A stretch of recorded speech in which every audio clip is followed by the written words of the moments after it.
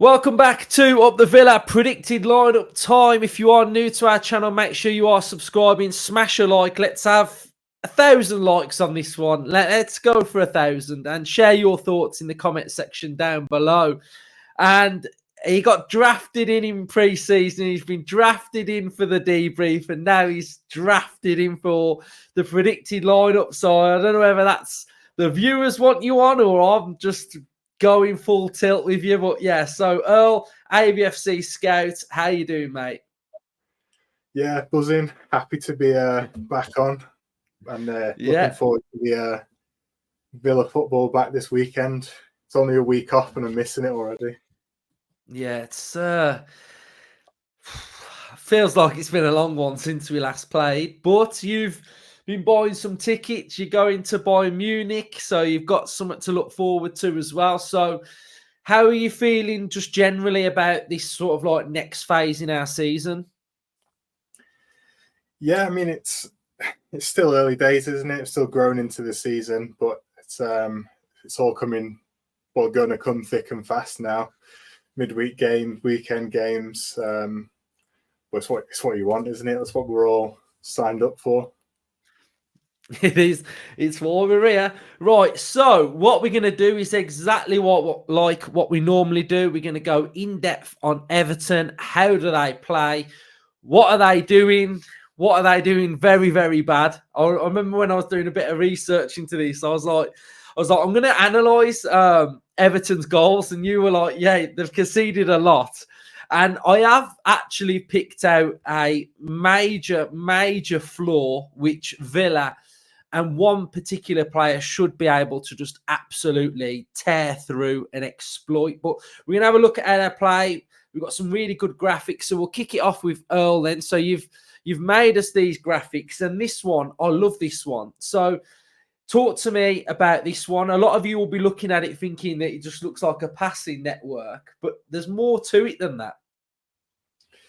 Yeah, I mean, it really paints the picture of Everton so far this season for me. I mean, you can see straight away the left-hand side there of the passing network looks a lot more and is a lot more established than the right-hand side of the pitch.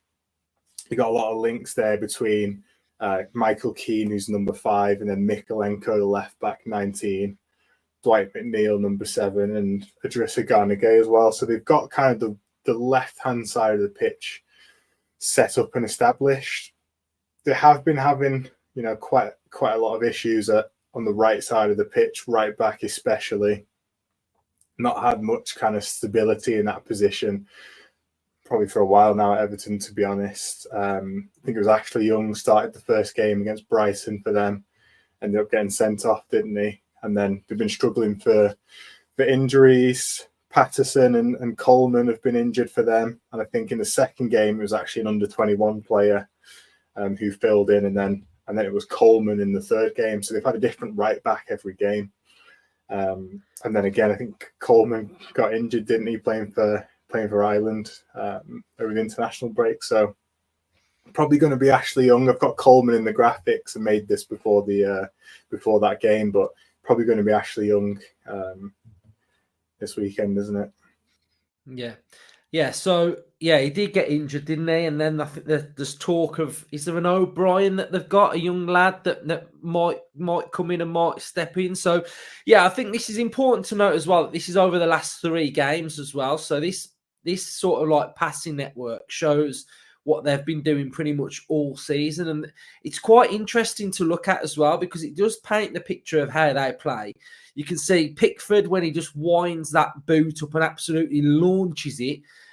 That's a big frustration that I have with England, that he does that. And he does do it for Everton. He does wind that foot up and launch it. So, yeah, I think if we can retrieve that ball and get it back once he's booted it, then that just gives us a lot more momentum. What I have noticed as well is that their midfield 2 of Idrissa Gana and Irabunam, they're the obviously 2 that stay quite central. You've got the one that sort of plays off the striker that just goes in quite narrow as well. And then what you are finding is that you can see that Dwight McNeil's position here as well it is quite narrow as well. And I think that it's a bit of a cluster that they have, that everybody seems to go into the middle of the pitch, which is a bit of a problem for them as well. So, they have got different personnel that does sort of like, he's trying different things, but I think Dyche, he's got his favourites. He's got the players that he likes. He loves Dwight McNeil. Like, he has to play McNeil. And now they've got this new player and it's like, where does McNeil go? McNeil's been playing off Calvert-Lewin as well. So it's like there's a lot of pieces that he likes to sort of get in his team. So I think that one was really interesting as well. We've got your areas of influence graphic as well. So do you want to talk us through this? Yeah, so I mean, most people out there probably know, but they play with a back four. Mikolenko, it's been Keane, seen as Branthwaite's been out injured at the start of the season. Then Tarkovsky, again, I've got Coleman, but if it's Ashley Young or whoever else, it would probably look around the same kind of area. But I mean, the centre backs particularly, you can see there they're asked to cover quite a large distance. Each of those there as well, and Pickford as well coming out of his area. Yeah, obviously we've got the double pivot of sort of Idrissa and Irabunam. Irabunam's been playing quite well. Have you seen much of Irabunam for Everton? Yeah, I like to follow kind of all the Villa youth that go on and play elsewhere, but yeah, he's become a bit of a fan favourite so far for Everton, hasn't he, Tim? So fair play to him. You can see from the graphic here, he's covering quite a bit of distance, and he has been quite high up the pitch, to be fair. From the passing network as well, you can see he kind of had the same average position, similar average position to Doucouré. So that shows you how high he's actually been getting up the pitch. Maybe not kind of your standard double pivot player that you'd think of, maybe driving the ball forward a lot. Yeah, and here you've got, the further up the pitch you go, Harrison, he's a winger, he's quite direct, he's, dribbling ability, he loves those 1v1s. McNeil, obviously you can see that he's been playing a little bit more central as well, and it's whether who plays off Calvert-Lewin, is it Doucouré, is it McNeil? So I think that one's going to be interesting as well. I think if we have a look now at the tactical pad, a little bit of what they actually try to do and what we can sort of try and expect from a Villa point of view is, I think the back four, okay, if it's Coleman, if it's Ashley Young, that will always stay the same. The midfield two, I imagine, will stay the same. Harrison will stay out nice and wide as well. I think Undai had a really good game against Bournemouth, so I think it'd be very difficult for them to drop him, which then would lead me to think that it's going to be McNeil off Calvert-Lewin again, because I think you could put Doucouré there, but I think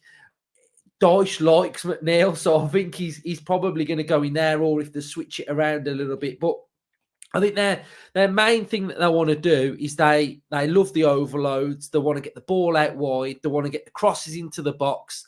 And I think that's what they're pretty much all about, really. They've got that physicality at the back, attacking, defending set pieces. And I think one thing I will say is, what I think we're probably going to have to do quite good is what we did against Arsenal, was limit the set pieces that Arsenal got and limit the corners that Arsenal got, because I think that is such a big threat for Arsenal. And we've seen it the stats on this channel, especially of how good they are. Like, Everton are just as good. That's where they're getting the main bulk of their goals from. If you think of like long back post balls to a knockdown to Calvert-Lewin, etc. So if we can really limit the amount of set pieces, free kicks, corners, deep throw-ins, then I think that's all part of the game. And I think sometimes that can get overlooked as sort of like, well, it's just a corner, it's just a free kick. But if this is where a team are getting a lot of their goals, then I think that's something we've got to be aware of. So is there anything that you sort of noticed with how they play and their style that's of importance? No, yeah, I mean, I'd just echo what you said, to be honest, with the set pieces especially. I think if you look at, I know we'll come on to it, but the shots as well, we've got Jack Harrison leaves them for shots, but then second and third is actually their two centre backs. It's Tarkowski and Keane. So that just, absolutely highlights how important those set pieces are for them. I think it's interesting, like you say, with McNeil. It probably will be more central. Probably not his best position, to be honest. I think that probably could favour a bit for us. But it is interesting with Njai and Harrison and McNeil. It's probably a bit more of a fluid three than you'd expect from a Dyche team, because they can all kind of interchange in those positions. So you could see a bit more, Ndai coming inside, and then McNeil's moving into his space in the outside. So that could be a bit more fluidity than what I normally expect. But at the same time, it's Sean Dyche, so that's what I mean. I was going to say, steady on, Earl. I mean, fluid and Dyche. I don't think it works, does it? Yeah, I'm just going into what I would do with them players, but at the same time, it's like it seems a bit contradictory, doesn't it? Yeah, I think you've got to really narrow it down a little bit and just think more of Pickford booting it. I think that's more of like what you can get from them. But you never know; they might rock up at Villa and turn into like prime Barcelona or something. But yeah, so I think that's generally how they play. I think it's pretty much like, in a nutshell, isn't it? Really, of what they're really good at, what you've got to watch out for. But yeah, I think they can massively be got at. I think if I'm looking at it from a Villa point of view now, and I'm looking at sort of like controlled possession, probably in this game we may be in and around the 60% mark for possession, and then you're talking about the different elements of our game, sort of like quick fire, sharp, vertical passes that are going to just sort of play through Everton at times, because like you say, they do play a little bit high. They do push up further up the pitch than probably what you'd expect them to do. So I've got some images now that I've picked out and areas that I think Villa can really try and exploit. And I think the first one you can notice is that you've got their midfield two that are pretty high. And there's going to be a trait in a minute that you'll all be able to see. But what Brighton did really well is something that they actually do at the minute anyways. They don't really play with a midfield. So in this area here, there's hardly any players. But they're committing players forward. But if you look at the amount of players that are in this zone here, that are in between their two central midfielders and their defenders, that gap and that area for you to get into is something that I think Villa should really be looking at. We've got another image here of their midfield too. We've got the same zone here where you can see that the Brighton players have got through, and it's like a 3v3. I mean, I really don't understand like why Dyche would want his team to get into this scenario, but this for me would be like an area that you just don't want to get into. And, you've been turned over basically, haven't you? And I think the last thing that you want is to have like three players attacking three defenders, because you're pretty much always going to have one winner. Again, we've got players that are sort of scrambling back. We've got this area. We've got nobody over on that far side. So this was the first game against Brighton. And it was an area that I think Villa would be looking at. And I think if we're looking at a player that we're thinking who could get into that area for Villa, Morgan Rogers, like getting into that area, getting on the ball, driving forward, just like he did against Arsenal. And I think the pattern has emerged again. We can see against Spurs away. They're in exactly the same scenario. Like, I don't know where the team's gone, but it's like a 3-on.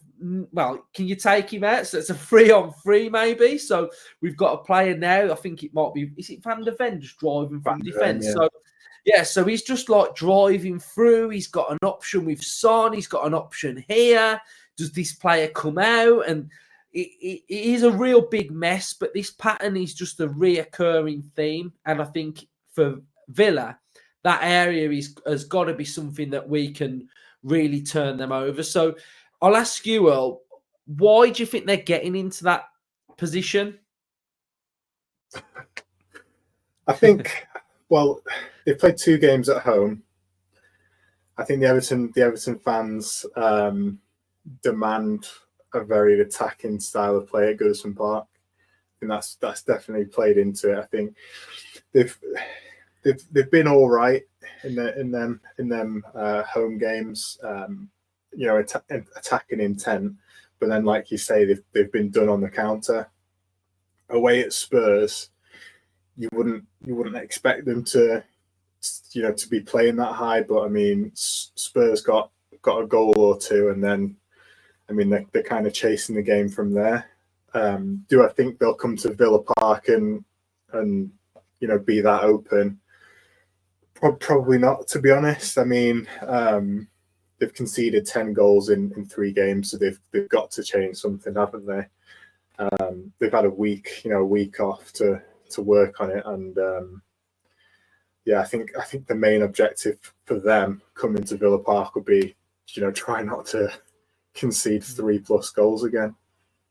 Yeah, I mean, I actually thought my next 2 slides were more positive, but they're not. So I'll just show them again. But there is even more here now. So you can see again that we've got 2 players that are now past that midfield again. We've got a defender that's stepping up here, and then we've got a 1v1 situation over here, which is not great. We've got another one here where Bournemouth were chasing a little bit, and again we've got 1, 2, 3 players, 4 players scrambling back, and then we've got that open area through there again. So definitely there's 1, 2, 3, 4, 6 slides there, pretty much the same picture. So so that's something. So something that they do well, and something that they will look to do is something that you spoke about the rotation between Unai and McNeil, rotating and moving into positions. This is what they like to do. They want to get a cluster over here. They can get a bit of a cluster. They can work out of a tight space. They can get McNeil or Harrison on the ball that can then whip that ball into that back post. And you may have a little bit of a runner of Decore or someone else that's playing off Calvert-Lewin. But those situations are something that we've got to be good. And I think what we've got to do if we get into this position is 1, stop the cross, and 2, win that first contact on when that cross does go into the box, and not allow someone like Calvert-Lewin to get on top of it. From corners, we can see that they go half zonal, half man for man. They did concede from this corner as well. Romero got a run on one of their players. So that's one of the goals that they've conceded this season as well. And finally, okay, we've got another one here. So this is another a good shot for Everton fans, if an Everton fan has got to 18 minutes and is still watching. But they've done something similar to what they did on the right-hand side. On the left-hand side, they've had a nice little bit of play, and they've got Unai on the ball, and then they're going to slip in Calvert-Lewin as well. So those little overloads are something that they are pretty good at. And then I think this probably epitomises Everton at the minute. This was the 3-2 goal that went in, and you've got players on their knees, players can't look. This one here is just like thinking, what's going on? We've got players that are like shouting, and this one just head up, can't believe it. Is that Irabunum there? He's got his head in his hands, and it is, yes. So I'll tell you what, I think they do seem to, towards the end of games as well, they have seemed to be tiring Everton. He's not making a lot of subs. I mean, they've got aging players like Coleman, especially, and Ashley Young at right back.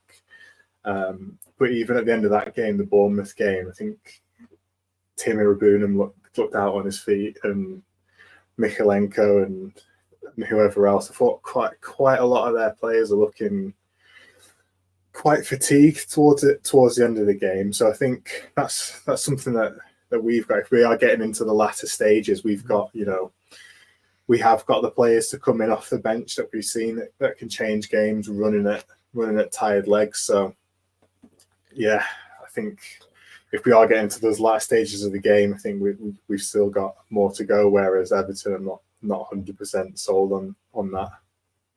Yeah. So this is your big moment, Al. This is your moment. Picking the team. Then I'm going to leave it to you. So, what is your back four for this game? Yeah, well, Martinez already in there, obviously. Left back, I think we got to stick with Luke and Earl. He's had a good start to the season, hasn't he? He's not put too many feet wrong. And I like, just going back to my previous point as well, I like the idea of bringing Maatsen off the bench in this game, especially if they're not winning 60 minutes or whatever. That injection of Maatsen's energy, when they see him warming up, it'll just be, Coleman or whoever on the right has got to then deal with Maatsen coming on. So I think I'd like to see Dean start and then have a big impact from Ian Maatsen off the bench. Centre backs pick themselves, don't they? Powell and Konsa. Then a right back, I'm going to go with Bogard. Yeah. I hope I've got him. I think, I think it's probably between him and Nedeljkovic, isn't it? But I think with Costa having gone off on international duty, I think maybe having that extra week at Bodymore, getting the tactical messaging, might play a role in him seeing him start. Yeah, wouldn't be surprised. Tielemans, Onana, they've got to play, haven't they? They pick themselves. Yeah. And then I think the next part of the team is quite difficult because Bailey's out, I reckon. We're not sure on Jaden. So what would be your right-hand side and left-hand side then? So on the right, I'd go with McGinn. Mm-hmm. He's the captain, leader on the pitch, and I think he's one of the first names on the team sheet. So McGinn's got to be in there. On the left, I don't think Jaden. I'm not sure if Jaden's fit, but I probably still would go with Ramsey anyway. Yeah, and I like Ramsey's carrying, running in behind whoever plays a right back for Everton. Yeah, I agree. I think that team's looking pretty solid now. I think we can both agree that Rodgers plays, Rodgers starts. He's going to be big in this game, Rodgers. And I think Bogard will as well. I think Bogard will have gained a lot of confidence from his last game. I think he will really want to put in a good performance at home. Onana, he's probably going to score, isn't he? I think he's probably going to score against them. You'd like to hope so. And then it's up top, isn't it? Watkins has come back from England. Is he injured? Is he not? Is it one of those where we're just going to have to wait and see on the training pictures to see if he's there or not? But, yeah, so would you go with Watkins then, or do you think it could be Duran? Well, I mean, there's no wrong answer in my opinion. We've got two, quality strikers. So for me, I'm not going to be complaining either way. I think there's no wrong answer. I think Watkins hasn't got his goal yet, but we all know it's coming. If he is carrying an injury, a niggly injury, or whatever it might be, just rest him and play with Duran. Yeah. So I reckon my vibe is going. So I hopefully you can get this 100%. I'm gonna say let's put Duran on. and then you can, if you get it right, then you've got that 100% record. But like you say, it could be Watkins, it could not be. But yeah, and that's what I mean as well. Like, if there's a tiny bit of doubt on Watkins's injury, don't bother. Just we don't need to risk him. don't, because this season as well, it's very, very long. You know, we are going to be playing Champions League games to start with. The 8 are going to take us into the back end of January. So we will still be playing Champions League games in January. So, and then we may have a playoff game after that, cup games, etc. So, yeah, I think, and to be fair, I think it probably would be an easier decision anyway. Probably unlike something before, because Durant's scoring goals. So, like you were saying, it's not like, oh, we've got to play Durant. Like, it doesn't really matter. And he deserves some more minutes, doesn't he, really? You know, what he's doing for the team. So, yeah, I like it. I think that's good. I like the team. So how do you think the overall game's going to go then? Just finally getting your thoughts on what type of performance do you think it's going to be? Yeah, well, I think, like I was saying before, I can't see Everton coming in and being as open as they've been. So I just really get the sense that they're gonna sit in and try and be solid and catch a goal on the counter or from a set piece. So I think, yeah, I think it'd be interesting to see Rodgers, up against that set kind of defense, see if he can be the unlocker. But it's one of them where, early goal can change the game. If we get an early goal, then it really opens the game up. If they get an early goal, then they're just gonna sit back and sit in, aren't they? So I do think we probably have got a bit too much for them. I think, like I was saying before, even if it is close going into past 60 minutes, past 70 minutes, I just think that we've got more energy off the bench, especially. So yeah, I predict a Villa win, but yeah, need to fully lock in and stop the set pieces and all that kind of thing. Like you say, don't take anything for granted. But yeah, we're at home. We're the favourites, and go out and play like it. Love it. So next time I speak to you, be on the debrief then. So we'll see how we've done. We'll see what we've spotted and what actually happens in the game then. So yeah, so predicted lineup, that's what we're going with. Villa fans, let us know what your lineup would be. Duran, Watkins, how do you feel about that? How do you feel about Bailey not playing? Does that worry you? Do you feel okay? Who would you play out there as well? So yeah, cheers everyone for watching. Thanks, Earl. I'll put all of Earl's socials in the description to the video as well. So go and give that some love as well. Up the Villa. Up the Villa.